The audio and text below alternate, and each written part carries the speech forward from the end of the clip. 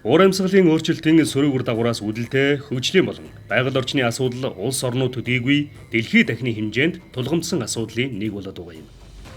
Их газрын эрсдэс уур амьсгалтай байгаль цагуурын нөхцөлд дасан зохицсон амьдарч нүүдлийн мал аж ахуй эрхэлдэг Монгол нүүдэлч малчдын тухайд үрж ихээр нөлөөлж байна. Монгол орны агаарын жилийн дундаж температур сүүлийн 80 жилийн хугацаанд 225 градусаар дулаарсан нь дэлхийн дунджаас даруй 2 дахин өндөр үзүүлэлт юм. Дэлхийн дулаарлын нөлөөгөөр өндөр уулсын мөнх цас хайлж, олон зуун гол горих, булаг шанд нуур цөөрөм хатаж ширгэн, бэлчээрийн ургамлын ургац буурч, ургамлын зүйлийн бүрдэл ихээхэн хомсджээ. Ган, зуд, шуурга, салхи, үер усны байгалийн гамшигт үзэгдлийн давтамж үлэмж хэмжээгээр нэмэгдэж, ард иргэдийн амьдрал ахуйд төдийгүй улс орны нийгэм эдийн засагт хохирол учруулж байна.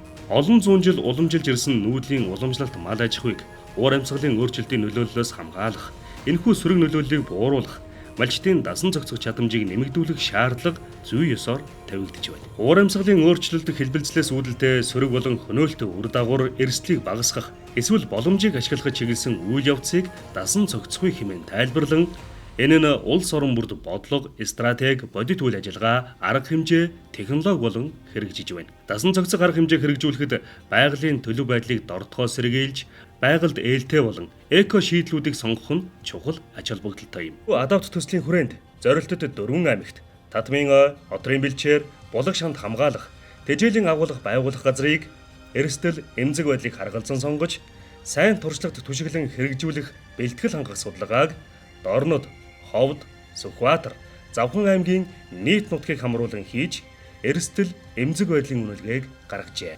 Судалгаагаар агаарын температурын хэлбэлзэл, хурд үндэсний өөрчлөлт болон ургамалжилт, бэлчээрийн дац зэрэг газар нутгийн онцлог экосистемийн хэв шинжийг 4 аймаг тус бүрээр тодорхойлон, сүүлийн 20 жилийн статистик дүн шинжилгээнд тулгуурлан наривчилсан үзүүлэлтүүдийг гаргасан байна. Нөхцөл байдлаас хамааран өнөөдрийн нөхцөл ирээдүйн төлөвийг дараах асуултуудыг хариулт авах үүднээс бидний судалгааны ажлын үндсэн чиглэл маань гарч ирж байгаа. За энд нэгт яг ямар өөрчлөлт болох гээд байгаа тухайн газар. За тэр өөрчлөлтөнд яг хаана хамгийн их байгаад байгаа юм. За энээс хэрхэн өржилсөн сэргийлж хамгаалах вэ гэдгийг асуултуудын хүрээнд бид хэдийн судалгааны ажил гарч ирсэн байгаамаа. Бидний судалгаанд орон зай мэдээллийн систем, газар зүйн мэдээллийн систем, зайн танзан судал бус арга техникүүдийг авч ашигласан. Дээрх 4 аймгийн хэмжээнд ингээ үр дүнгээс харахад за агаарын температур нь 2.5-аас 3 градусаар нэмэгдсэн. За хурд үндэсний хэмжээ буурсан үзүүлэлт ажиглагдж байгаа. Өнөхөн одоо судалгаандаа болохоор дараах арга аргачлалыг бол ашигласан. Бид нар болохоор Aqua болон Terra гэсэн хиймэл дагуулын мэдээг ашиглаад 2021 оны 5 сараас 8 сарын дундаж ургамалжилт, газрын гадаргын температур, ууршилтын мэдээллүүдийг ашиглаж тухайн нөгөө мэдэн дээр суйрлан зуншлахын нөхцөл байдал болон зуншлахын өөрчлөлтийг тооцоолж гаргасан байна. За тухайн тооцоолж гаргахдаа бид нар болохоор ангилах, бүлэглэх, олон шалгуурт шинжин ирэмблэх гэсэн статистик аргуудыг үндэслэн одоо аймаг болгоны хэмжээнд одоо өөрчлөлт ихээс өөрчлөлт бага, зуншлах сайнаас зуншлах муу гэсэн хэсгүүдэд бол ингэж аймагуудыг бүр сум болгоныг бол ангилаад тухайн дэдэ графикийн одоо нөгөө харьцуулсан график дээр сум болгоны хэмжээнд бол 4 бүлэгт хуваасан байгаа.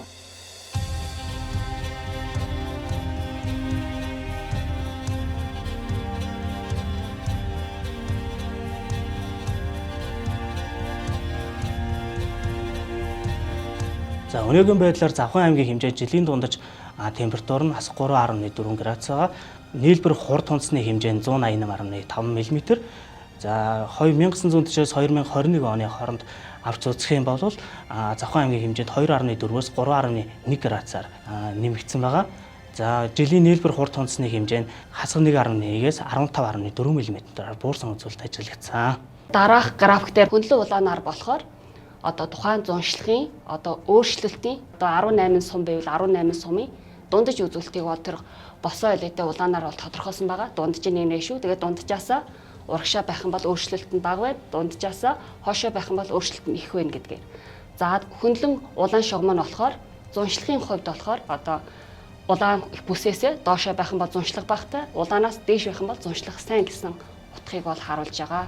Судалгаагаар Завхан аймгийн хэмжээнд ойжуулалт хийх боломжтой нийт 244,900 га талбайг тооцоолон гаргаж 2,000-аас 5,000 га талбайтай 43, 5,000-аас дээш ус хурах талбайтай 14, эдэр гол, Хяргас нуур, Завхан гол, Увс нуур, Тис голын сав газруудын 8, нийт 65 хөв цормын байршилд үнэлгээ хийж ирэмбэлсэн байна. Мөн нутгийн захиргаа болон олон нийтийн хилцүүлгээс гаргасан саналыг үндэслэн 13 булгийн эхийг хамгаалах ажлын ирэмбийг тогтоосон байна. Орон нутаг бэлчээрийн өөрчлөлтийг тооцож, их өөрчлөлт бүхийг хамгаалах шаардлагатай бэлчээрийг үнэлэхэд Завхан аймагт нийт бэлчээр нутгийн 50.86% нь их өөрчлөлттэй гэсэн дүн гарсан байна.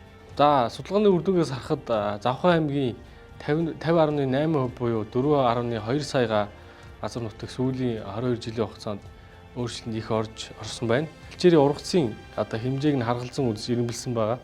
Эндээс энд хүчлэгтээс харах юм бол дөрвөлжин сум, ургамал сум гэсэн байдлаар ирэмбэлэгдээд тосон цэнгэл сум бол 23-д ирэмбэлэгдсэн ийм хоёр төрлийн бэлчээрийг хамгаалах нөхцөл суурь нөхцөлийг бол ийм бидний зүгээс зөвлөж байгаамаа. Биологийн олон янз байдал болон экосистемийн үйлчилгээг уур амьсгалын өөрчлөлтөнд дасан зохицох стратеги, арга технологитой нэгтгэн хэрэглэж буй арга хэлбэрийг экосистемд түшгэлсэн дасан зохицохгүй гэж тодорхойлсон байдаг.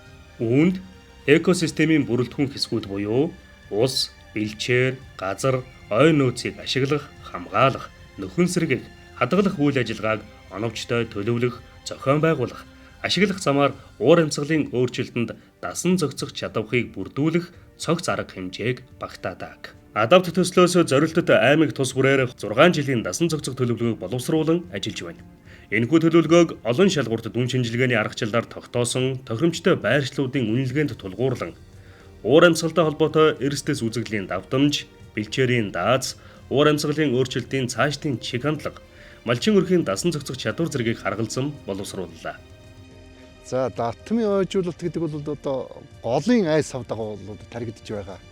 Ийм бол модыг бол давтмын ойжуулалт гэж бол хэлж байгаа юм. Тэгээд энэ цагаан архан сум бол ширээгийн голынхан айс савдаг бол буургас, улаас, хус гэсэн олон төрлийн юм мод ургадаг ийм газар.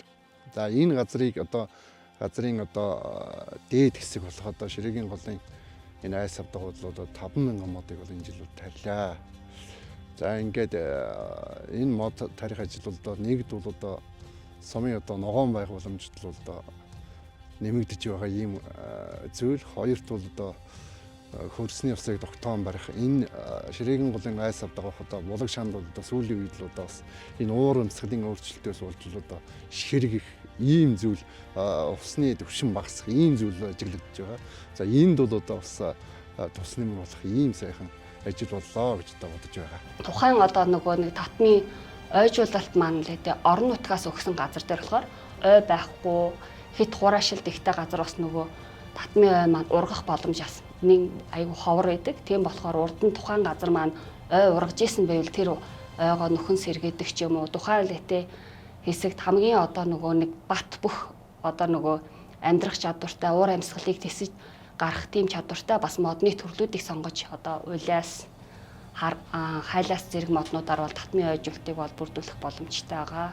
За адапт төслийн хүрээнд энэ жил 10 га газрыг хашгаар ингэ төлөвлөсөн боловч бид нар яг бод газар дээр бид нар хэмжилтээ хийж үзээд зарим хэсэг нь бол юм хайстай байгаа. Тийм учраас нийтдээ 34 га газар бол энэ адапт төслийн хүрээнд хашигч байна гэсэн үг. Адапт төслийн хүрээнд тухайн санхүүжилтийн 70% нь гаргаж байгаа. За орон нутгийн зүгээс 30% санхүүжилтийг гаргаж энэ ажил хийгдэж явж байна. За төслийн хүрээнд энэ намар бол 9,000 суулгацыг бол суулгаж байгаа. За өмнө нь бол хавар намартаа бид нар нэг аж ахуйн нэгжээр 500 ширхэг модыг тариулан ийм ажиллаж байгаа. Тэгээд энэ дээр бол бургас, хайлаас, шархвайс, улиас гэх мэтчлийн төрлийн моднууд голцоо таригдаж байна. Завхан аймагт татмын ойжуулалт, ойн цэвэрлэгээ, усны хангамжийг нэмэгдүүлэх зорилгоор худаг гаргах, булгийн их хамгаалах, өвс тэжээлийн агуулах, барих, засварлах ажлуудыг адапт төслийн хүрээнд гүйцэтгэж байна. Тухайлбал 2022 онд Завхан мандал, Тосон цэнгэл, Дөрвөлжин сумдад татмын ойжуулалтын хашаа, Сант Маргад суманд малын түүхий эдийн агуулах барьж, Төдөвтэй шилүүстэй сумын нутагт булгийн эхийг хашаалж хамгаалах, отгон суманд өвсдөжлийн агуулгах барих ажлуудыг хийсэн байна. 2023 онд Баян Тэс, Алдар хаан, Идэр, Тэс, Цагаан хайрхан, Улиаста сумын нутагт татмын ойжуулалт, хойн цэвэрлэгээ хийж, мөн Алдар хаан, Асгат, Нөмрөг, Сонгон, Эрдэнэ хайрхан сумдад хадлан тэжээлийн агуулгах барих засварлах ажлыг хийж байна. Түүнчлэн Алдар хаан, Завхан мандал, Сант Маргац, Цагаан чулууд, Цэцэн уул, Эрдэнэ хайрхан сумын нутагт булгийн эхийг хашаалж хамгаалах, Завхан мандал, Шилүүстэй, Алдар хаан, Сонгон, Цагаан чулууд сумдад удаг гаргах, Завхан мандал, Алдар хаан, Цэцэн уул сумын нутагт тэжээлийн нөөц бэлтгэх ажлуудыг хийж байна. За энэ манай сумын 100 мод хэмээх газар байна. Идэр голын хөвөн дээр байдаг. Энд адав төслөөс 225 сая төгрөгөөр 20 га газарт 4 төрлийн 15,800 ширхэг мод тарьсан байгаа. Ингэснээр бол ойн татмын нөхөн сэргээ нь усны ургац болон иргэдийн амьдрах орчин болон байгаль доолох ээлтэй сайхан зүйл бий болж байгаа гэж үзэж байгаа. Модны насжилт бол нэлээд хөгшөрсөн гэж үзээд адав төслөөс судалгаа шинжилгээ бүх юмнуудын үзэнгүүтээ энэ дөрвөн ойн татмыг нөхөн сэргээх нь зүйтэй гэдэг зүйлээдэг чиглүүлээд бид тэдтэй ингэж хамтарч хийсэн байна. Байгаль цагуурдаа бол ээлтэй энэ голын ургац болон голыг модчнууд их ус татдаг гэж үздэг учраас энэ голын ойн татмыг ингэж нөхөн сэргээх нь зүйтэй. Хэрвээ сэргээхгүй бол түрүүн бид дурдсан байгаа энэ мод маань нэлээд хөгшөрсөн байгаа учраас ингэ устж өгөө болох магадлал өндөр байгаа.